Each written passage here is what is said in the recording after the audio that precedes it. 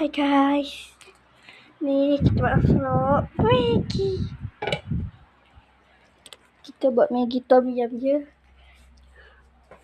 Ada apa-apa tak? Wow.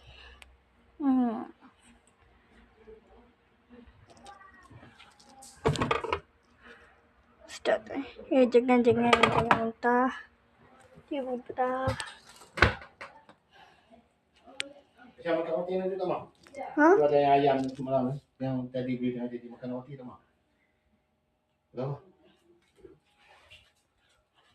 Tararabababab. Tak boleh. Makan itu bahaya. Kubur. Tak, jawab dua kali. Nak dua kali. Nak apa kubur? Okey. Sabar je kan. Dapat aku cakap bahaya, jadi kita tunggu je tau. Sampai tunggu tu kita main.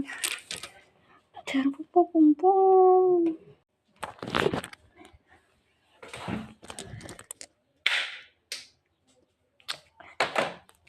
Wih, anjay, Pristel.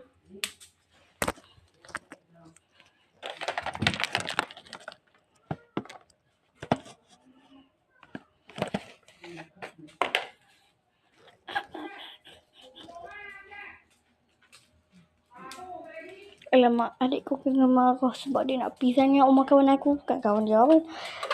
Dia nak main dengan adik kawan aku lah tu.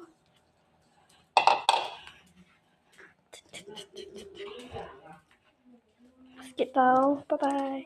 Okey, api dia dah tutup. Abang aku tadi tutup. Ni. Titit. Sikit dulu tau nak bubuh dalam tu. Maggi ni dah siap. Ni peralatan yang saya guna. Sikit lah ni. Oh, panas. Itulah susah ambil.